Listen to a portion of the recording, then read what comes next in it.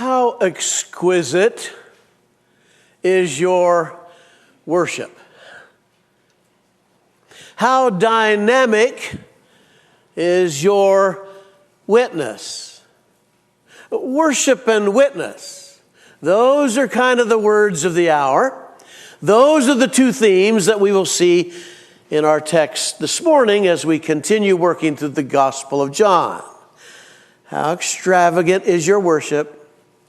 How dynamic is your witness? See if you can pick up those themes as we read the first 11 verses out of John chapter 12. So if you have your Bibles or your devices, turn with me to the 12th chapter of John. I'll remind you as we come to it that once again, we find ourselves kind of in those middle chapters where the scholar N.T. Wright says we're moving from the book of signs, miracles, to the book of glory. And of course, glory is all about the cross in the Gospel of John. So John chapter 12, beginning with verse 1, these words. 6 days before the Passover. Now, I'll remind you of the finger play we've done before.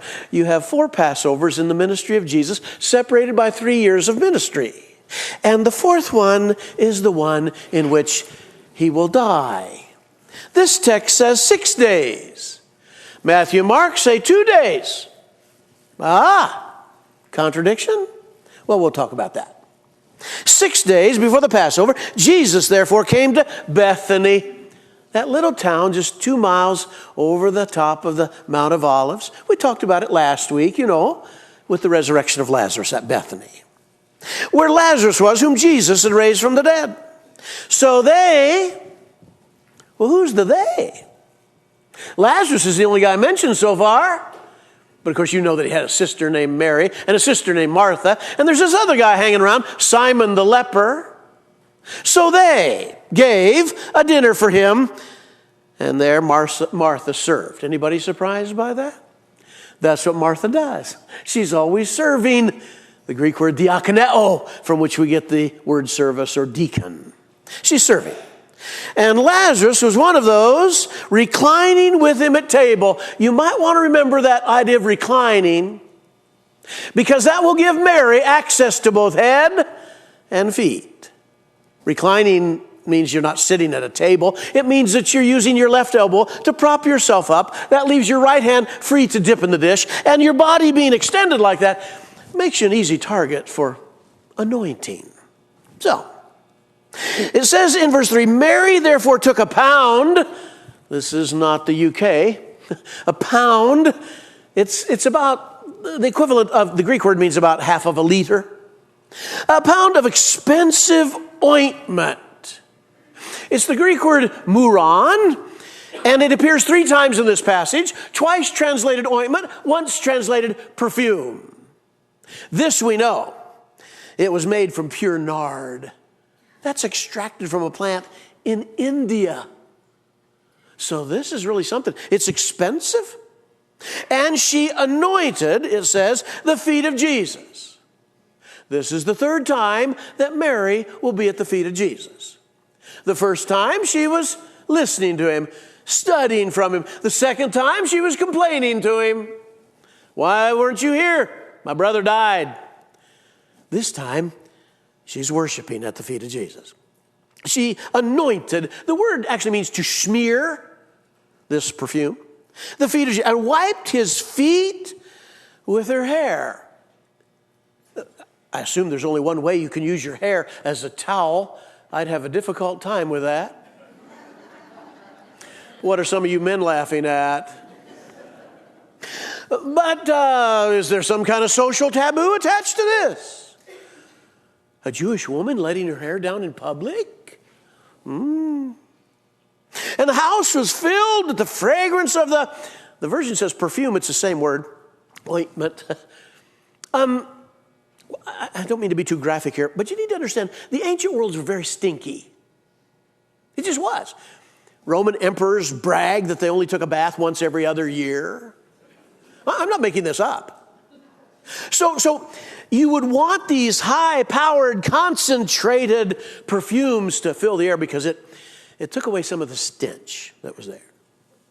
But Judas Iscariot, oh boy, One of his disciples, who was about to betray him, said, why was this ointment, there it is a third time, not sold for 300 denarii? 300 denarii? That's a day's wage. That's a year's salary. This could be a life savings. And given to the poor. Well, that sounds so noble. I've heard comments like that in board meetings. They sound so noble. But you need to understand there's two words for poor in the New Testament. One means a person that's really down on their luck. The other means somebody who's truly needy. Not a con artist, but somebody who's just, he begs, he cowers down. He can't even look you in the face when he's asking for alms. That's poor. Then John gives his little editorial insertion that he often does. Judas said this not because he cared about the poor, but because he was a thief. A kleptomaniac, couldn't stop stealing. And having charge of the money bag, why did Jesus let him do this? You don't think Jesus knew he was ripping it off? He used to help himself to what was put into it. That's a nice way to say steal. Jesus said, leave her alone. I can guarantee you this. If your passion is to worship Jesus, he will defend you until the cows come home. He will. Leave her alone. The other versions in Matthew and Mark, they say, she has done what she could. Are you doing what you could in your worship of Jesus? Leave her alone so that she may keep it for the day of my burial. Did she know she was preparing him for that? For the poor you always have with you, but you won't always have me. Do not misuse that verse to exempt you from helping the poor. That's not what it means. The witness part, verse 9. When the large crowd of the Jews learned that Jesus was there, because he'd been away for a little bit, remember, up at Ephraim, 12 miles away, they came not only on account of him, but also to see Lazarus. I mean, he came back from the dead. He's a bit of attraction, you know, whom Jesus had raised from the dead. So the chief priests, wait. There's only supposed to be one of those. It's not plural, it's singular.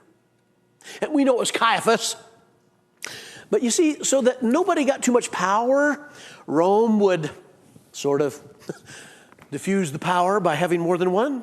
And we know that Caiaphas' father-in-law was named Annas. And he's the first one to try Jesus. So the chief priests, plural, made plans to put Lazarus to death as well. Our founding dean at Ozark Christian College used to say, good luck. He doesn't stay dead. Because on account of him. Now, nouns have, declensions, and verbs have, or declensions rather. Nouns have cases, and verbs have declensions. This is a noun, so it has cases. And it actually, the little phrase, on account of him, actually is the real word dia, through him. Through Lazarus. Many of the Jews are going away and believing in Jesus. Which is what they were supposed to do. That's why this gospel is written. These signs are written that you might believe that Jesus is the Christ, the Son of God, and that by believing you might have life in his name. So can we go back to the opening questions? How extravagant is your worship? Is it as extravagant as Mary's? And everybody liked what she did, right? Not so much. Is your witness as dynamic as that of Lazarus? And everybody had appreciation for that, right? No, they wanted to kill him. So how are we to handle this? I want to build a little tension into this morning. I want to build a little bit of a one way and another way and just see how you do with this. To set this up, before we actually kind of teach through these 11 verses, I'd like to create a little bit of what I would call a paradox. Dr. Wayne Shaw at Lincoln Seminary used to say that's a truth stuck on its head. So I'd like you to play, because I think some of you are right in this spot. You don't think it's been worship unless it's been costly. And we can do this with words. We can do this with stories. We can do this with pictures. Let's start with words. Some of you like worship. Worship that is what I call hot. Some like it hot. Some like it cold. Some like it in the pot 9 days. Anyway, some like it hot, right? Some like worship that's exquisite and expensive and costly and ornate. You just like it. You're impressed when you go into a cathedral and think, wow. Others of you, not so much. Others of you like your worship kind of on the lower level, down in the nitty-gritty, things kind of plain, things kind of simple, unadorned, practical. So which side of that divide are you on? I've been in some impressive church buildings in my day. Some of them make you just want to worship God. I've been in some church buildings that just seems like it's gaudy. How is it for you? Maybe we can do it with pictures and some stories. When we were in Rome last fall, we, of course, did the sites like you saw. So we went to St. Paul's Basilica, the Basilica of St. Paul. This is the top of the church. It opened. This is just the top part. It's beautiful. And you go inside, it opens up. I mean, I don't know how many people could stand or sit in this place, but it's something. And they would usher you into the chancel area, the stage area, and they will tell you that the bones of the Apostle Paul are right there. I don't know if they are. That's where ministers are buried. I don't know if you knew this, but we're all buried right up here, somewhere underneath the floor. Or you could go to the most famous church building in the world. No, it's not the Church of the Holy Sepulchre in Jerusalem. No, it's not the Church of the Nativity in Bethlehem. No, it's not the Church of the Annunciation in Nazareth. You could go to Rome just down the way from St. Paul's, and you could go to the Basilica of St. Peter. The Church of St. Peter. You come out of the Sistine Chapel, and you go right down the hallway into where the Pope speaks from that second floor. And Vatican Square, it's impressive. Or are you impressed with it? Maybe you're not. Or you could go to you could go to Notre Dame. You could go to Paris. We were there on New Year's Day, and the Eiffel Tower was crowded. I thought, what's wrong with you people? Go home and watch football. We came here as a tourist. Come on, man. And we got to the cathedral 5 minutes after the doors closed. Didn't get to go inside. Had to stand outside and look at that thing. Wow. But it's impressive, even now that it's had a fire. Or maybe you've been to New York City and you've seen St. Patrick's Cathedral. That's impressive. And to a great extent, it's a tourist attraction when you're in New York. But when somebody of nobility or notoriety dies, it's not uncommon for them to have the funeral there. I mean, these buildings just speak of it. Or let's just do it a little differently. Let's go to the West Coast and Garden Grove, California, and we'd see this church building. It's pretty famous.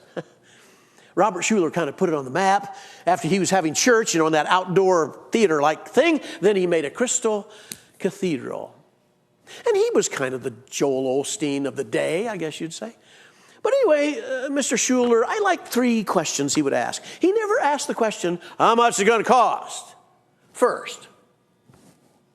His first question was, would it be a great thing for God?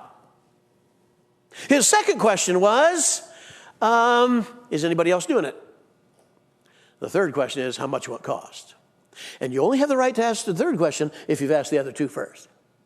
And my guess, we have quite a, contingency of people here in Park Plaza from Southern California, interestingly enough. And they found their way, and they've probably been inside. We've not had the privilege to be inside. We just kind of went down the road and saw the thing. If you don't know, there's a period of 3 people, the Joel Osteen of the day. You move back to Robert Schuller. You move back a little farther than that, because his mentor was a guy named, you ever heard this name before? Norman Vincent Peale. He wrote the book, The Power of Positive Thinking. One of my graduate professors said, I find Paul appealing and Peale appalling. But anyway,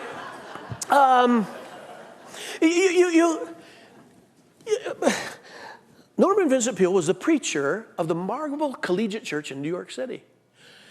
I mean, he put that church on the map. It's a Dutch Reformed church. But when he got there, things happened. And he became well known. And he was kind of the mentor for Robert Schuller. And so Schuller, after building the Crystal Cathedral, had Norman Vincent Peale come out there and speak at his church. And his introduction of him was really something. He said, our preacher today, our speaker today is known worldwide.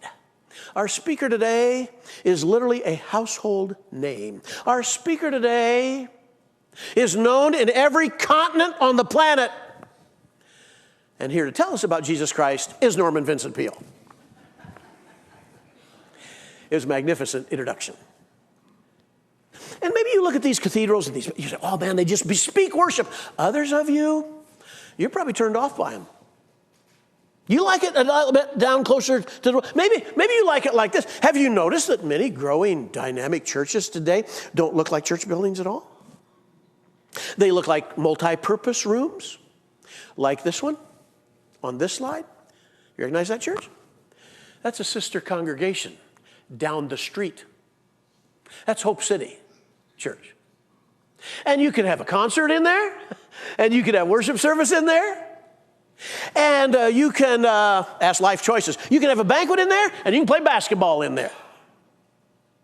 And some people say, well, that's more of what I'm thinking about when I think about worship. I don't think about all these ornate cathedrals of Europe and other places. Some of you are Indiana Jones people, and you like those movies. And I think it's the one that's called The Last Crusade, when Indiana Jones is trying to find the Holy Grail, the cup that Jesus would have used, supposedly, on the night of his betrayal at the Last Supper. And one of the guys, the enemies, come, and he picks up a Holy Grail that my goodness, it's ornate, it's gold. This would be what a king would use. And he dips it into the water that's symbolic of eternal life. And the monk who's in the area says, you have chosen poorly. And he drinks it, and he dies. Harrison Ford looking around going, wait, let's see. He was a carpenter. A carpenter would just use a common cup, wouldn't he?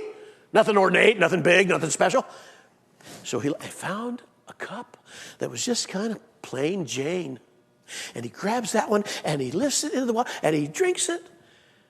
And the monk says, you have chosen wisely. And he runs, and he pours some on his dad, who just took a bullet wound in the stomach, and the wound heals up. Maybe you like your worship more like that. Just plain, simple, lowly. There was a guy that wrote the Cotton Patch translation of the Bible. I've mentioned this, I think, on a Sunday night some years ago. And his name is Clarence Jordan, and he was being given a tour through a church building. Oh, it was impressive. And the senior pastor was really laying it on thick. He said, you see this? We can seat this many people. Of course, he never did ask how many can you sleep. But we can seat this many people. Look at the pipe organ. Look at all that. And then they went outside, and Clarence Jordan had just about enough of this. And he said, you see that steeple? You see the cross on the steeple? And this was years ago. He said, the cross alone cost $10,000. And Clarence Jordan just had enough. And he said, well, you got gypped. Because Christians used to be able to get those for free. What do we do? You like worship to be expensive, extravagant, exquisite, ornate, rich? Or do you like it plain and simple and just kind of unadorned? Which is it for Mary? And if we were to add to it the dimension of, a witness, do you like your witness to be real forward, in your face? Or do you like when people are witnessing to you about Christ to be a little bit subdued, and sort of respect your autonomy? Which do you like? I don't know that I can solve this for you today. You're probably going to leave church saying, I don't know which side of that divide he lands on. No, you won't, because I'm not going to tell you. But I think I can tell you this. Let me pull it together this way. The price of worship and witness is extremely costly. The price of worship and witness is extremely costly. Just consider the first 8 verses. Worship is so costly, it might get you criticized. It might get you criticized. In fact, can I just handle this is a sidebar, I suppose, but it seems an important one to me. It's maybe the teacher in me, but I want to just deal with some technical issues in the passage.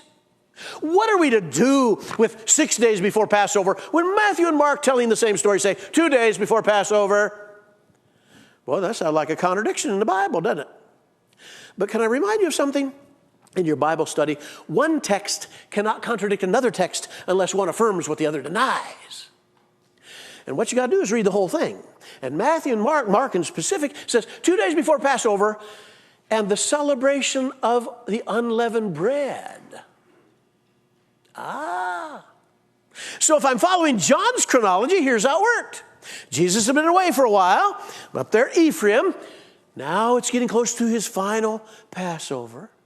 And he gets to Bethany on Friday night, which would be 6 days previous to the Passover, because the Passover is celebrated on the 14th day of Nisan, which is Thursday night. That's 6 days. So they had the dinner for him. Mary anoints him. Next day is the Sabbath. What do you do on the Sabbath? Watch cartoons. You rest. And then what's he do on Sunday? He gets on a donkey and rides into town. Acts like he owns the place. Okay? Well, that would be the right.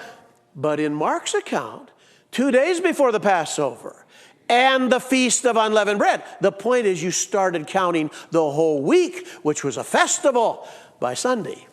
So Friday, Saturday, 2 days, Sunday, there's really not a problem.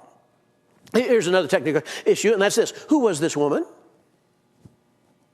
Well, the Bible's pretty clear. Mary, and since it's in Bethany, it's got to be Martha's sister and Lazarus' sister, maybe the wife of Simon the leper, I don't know. But you see in Matthew and Mark, this lady is unnamed. And Luke has a story kind of like this, except it happens up in Galilee, we call her the penitent woman, the repentant woman. And that's why sometimes Mary's been given a bad name. Mary's been given a bad rap. Oh, she must have been terribly immoral. You don't know that. This is probably a different story. Here's a third technical issue, and that is, where did this take place? Well, John says it took place in Bethany. Matthew and Mark say, in the house of Simon the leper. I assume he's no longer a leper. Okay? I assume that Jesus had cleansed him of his leprosy. And maybe he is the husband of one of the ladies. I don't know. But took place in his house. And what got anointed? Because Matthew and Mark say the head, and John says the feet. But that's why I pointed out they reclined at table. Because if you recline at table, then it's easy to access the head and it's easy to access the feet. Both would be true. Here's another one. Who objected to this outlandish worship? Well, John says it was Judas. Matthew and Mark say it was the crowd and it was the rest of the disciples. It looks like all of them kind of carped about it. And here's one, and that is, does this text, you poor you always have with you, but you won't always have me, does that exempt us from taking care of the poor? Can I quote one of our former church members, Paul Butler? When he says in his commentary this way, if all the Judases would become Marys, the Lord's church could take care of the poor. I think that's true. And lastly, did Mary really know that she was preparing Jesus' body for burial? I don't know whether she did or not. But this thing I can tell you, if you're serious about worship, your obedience in worship will take you beyond understanding. It will. So what are we to do with this? How are we to resolve this? It was William Barclay that said in his commentary, when two people really love each other, they'll live in a world all their own. You see, everybody's criticized, Judas and the crowd and the other disciples are criticized. But Mary and Jesus, they got this thing going, and they know what each other's doing. On the electronic sign this week, on 32nd Street, we put 2 Samuel 24:24. 2 Samuel 24:24 is about David, King David, wanting to place the altar of the Lord in just the right place. And he found a certain mound up in Jerusalem somewhere where he wanted to put that spot. And it was a threshing floor. The temple hadn't been built yet. And the guy who owned the threshing floor says, look, if you want it, you're the king, I'll just give it to you. What did David say? I will not give to the Lord that which costs me nothing. He wanted it to sting a little bit. He wanted to make a sacrifice for that. That's what real love does, because real worship is always costly. And you may get criticized for it. Some people think you're a fanatic. You're giving all that money to church. You're going to every Sunday. You're taking the Lord's. You could get criticized for it. I mentioned this to Jim Frazier before service, because how many of you have ever read the book or know the story of The Gift of the Magi by O. Henry?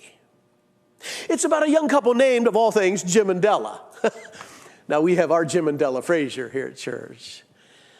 And that's what their names are, Jim and Della. And they were very poor. It was Christmas time. They had $1.87 in their bank account. And they wanted to buy, because they were so in love, they wanted to buy their spouse a gift for Christmas. They only had two things to give. Jim had a very famous gold watch, valuable. And Della had long, blonde, flowing hair. When she let it down, it was like the level of a gown. So she decided she would go cut her hair off and take the money from the hair, $20, and buy her husband Jim a platinum fob for his gold watch. He, on the other hand, in love for his wife, went and sold the gold watch and went and bought her some lovely combs, tortoise-shaped combs that would be very exquisite for her nice long hair. That's the nature of real love. That's the nature of real sacrifice. I'm just here to tell you, when you get that serious about worshiping Jesus, you're going to take some criticism for that. And what about the other little paragraph, verses 9, 10, 11? Not very long, but it's about Lazarus. I would say it this way, that real dynamic witness is so costly, might get you killed. Might get you killed. That's what the text says. Is Lazarus some kind of circus attraction? Hey, Ethel, it's Friday night. Time for our date. Let's go to Bethany, see that Lazarus guy. Wow. Here's what's interesting about Lazarus. He has no spoken words in the Bible.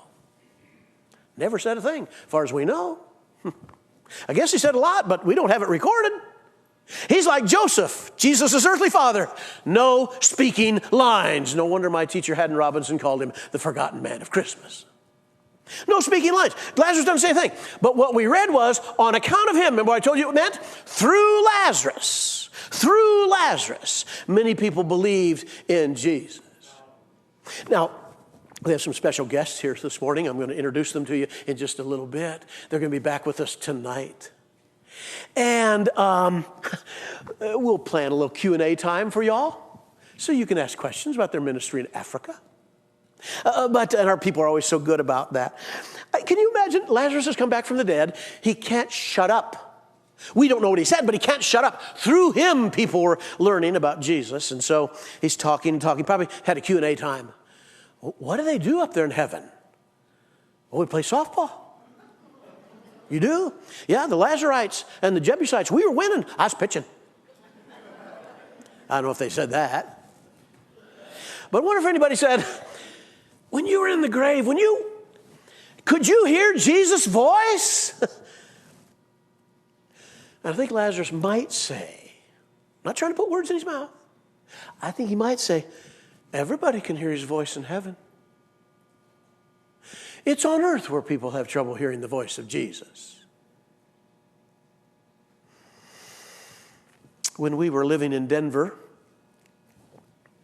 there was a certain young man out of the University of Florida that was playing for the Denver Broncos at the time.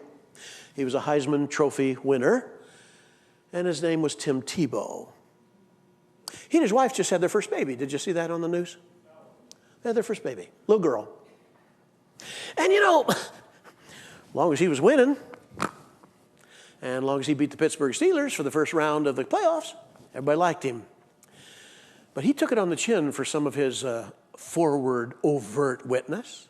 Little fifth-year-old kids who would be at school, they'd score a touchdown. Guess what they'd do?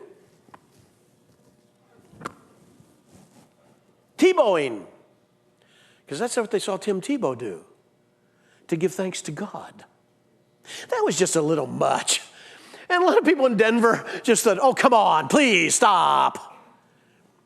Until a Jewish man who's the sports broadcaster on Channel 9, did you hear what I said? A Jewish man?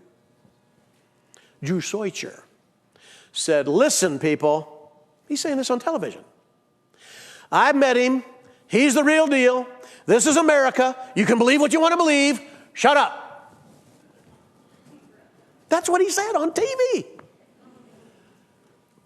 Not everybody's comfortable with People that are so forward in their witness. Maybe you like a more subdued approach. I probably land there myself. But if your witness is dynamic enough, it might get you killed. They wanted to kill Lazarus. Huh. So again, I'll go back to my question. How extravagant is your worship? Extravagant enough to endure criticism? How dynamic is your witness? Dynamic enough to go to martyrdom? There's a church in Louisville, Kentucky, served by a Joplin boy now, named Kyle Idleman. They have 13 campuses now. They run close to 30,000 in attendance. It hasn't always been that way. When it started out, it didn't look like that.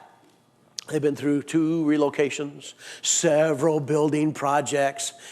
Miss Carla and I don't have the right to say Bob and Judy Russell are our friends. That'd be a joke. But they've been very kind to us. They've invited us into their home. He was the senior pastor there for over 40 years. They've invited us to their big Easter pageant back when they had it. Been quite a church. Quite a church. Tried to stay doctrinally pure, tried to rally for missions. Been an interesting place. That building, as you can see, is pretty elaborate. It'll hold 9,700 people. We hold 260. 9,700. A lot of facts about the building I suppose I could tell you about. They have a jumbotron inside that structure that would rival anything in an NFL stadium, so people can see church. Brother Bob tells about the time when he was flying back to Louisville after a speaking engagement, and the flight path took him right over the church building. So he was in the middle seat. Did you hear what I said? A senior pastor in the middle seat. And this other guy who he had struck up a conversation with was on the window seat, and they went over that building right there. And the guy said, "Wow, you people in Kentucky, you're serious about basketball. You got a cross on a basketball arena." And Bob said, that's not an arena, sports venue. That's a church. Oh, wow, that's a big church. Yeah, pretty good size. He said, "I bet the preacher there, pretty famous guy. He must really be something." Bob said, "Yeah, he's okay. He's got feet of clay." They were gathering their things as the plane landed, and the businessman next to him said, I didn't catch your name." He said, "My name's Bob Russell, senior pastor of the church we passed." Here's what's incredible. How do you put these two worlds together? That's costly, but it can be plain. Our witness can be forward, but it can also be subdued. People might want to kill. How do you put all this together? At the time they built that structure, they doubled their missions budget. In 1999, that's been a few years ago, they gave $2 million to missions. I won't solve this for you today. I don't know how you're going to solve it. But worship matters, whether it's ornate or plain. Witness matters, whether you live or die.